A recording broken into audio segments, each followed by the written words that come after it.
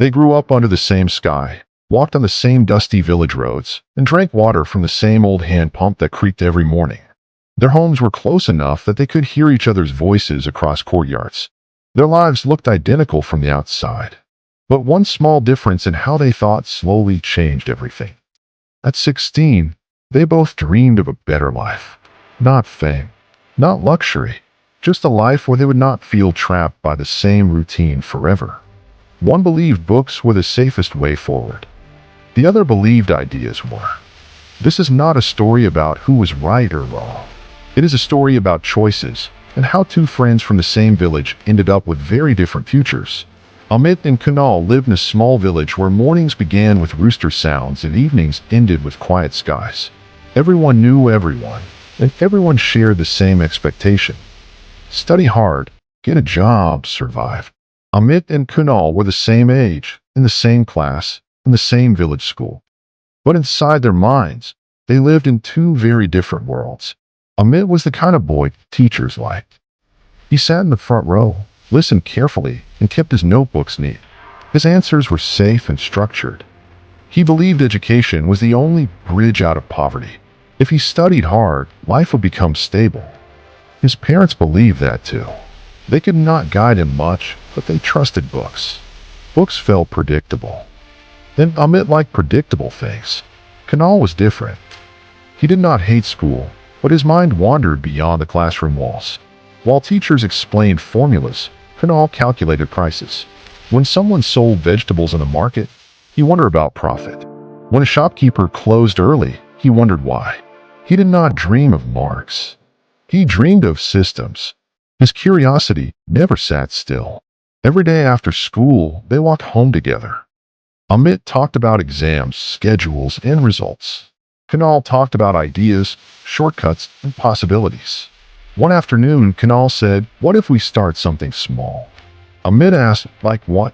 Kunal shrugged and said, "Anything, mobile repairs, reselling things, even farming smarter." Amit smiled politely and said, "Let me finish my studies first. Business can wait." Kunal nodded, but his mind did not. One evening, Kunal skipped tuition. Instead, he helped a local shopkeeper for free. He learned how buying and selling worked, how margins mattered, how customers behaved.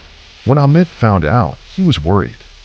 He said, "You are wasting time. This will not help in exams." Kunal replied calmly, "Exams will not teach me this." That was the first moment they realized they were walking the same road, but looking in different directions. The village watched closely. Relatives praised Amit and called him a good boy. They said he would go far. They questioned Kunal and said he was always roaming, never serious. Even teachers warned him to focus on studies and stop dreaming. Dreams do not feed families, they said. Kunal listened, but he did not stop thinking. At 17, Kunal tried his first small idea. He bought cheap phone accessories from the city and tried to sell them in the village. It failed. He lost money. People laughed. Amit felt bad for him and gently said he had warned him. Kunal did not argue. He only said he learned something. Years passed. Amit studied hard and went to college in a nearby city. Life was tough but structured. Classes, exams, degrees, interviews. Kunal stayed back longer. He worked odd jobs, learned from people, failed again and again. But each failure taught him something new. They still talked sometimes, but the distance slowly grew. Amit talked about competition and pressure. Kunal talked about opportunities and experiments. Amit felt trapped by expectations. Kunal felt uncertain about outcomes. Both felt fear, just different kinds of fear. One day, Amit returned to the village after graduation. Degree in hand, hope in heart. But jobs were limited. Months passed. Rejections came. Meanwhile, Kunal quietly started something new. A small supply business connecting farmers to nearby towns. Nothing big, just efficient. Slowly it worked. People started noticing. Kunal was earning, learning, expanding. Amit was waiting. Waiting for calls, waiting for replies, waiting for life to start. One evening, they met again under the same old tree. Same place, different energy. Amit finally asked if Kunal was never scared. Kunal smiled and said every day. Amit asked then why he did not stop. Kunal replied, because fear with movement felt better than safety with regret. That sentence stayed with Amit. This is not where Amit failed, and not where Kunal won. Amit realized something important.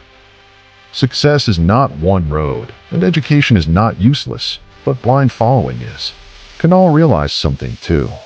Ideas mean nothing without discipline, and learning never stops.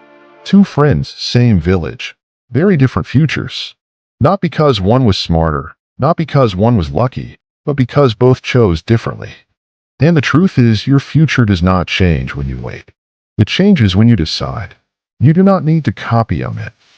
You do not need to copy Kunal. But you do need to ask yourself one question.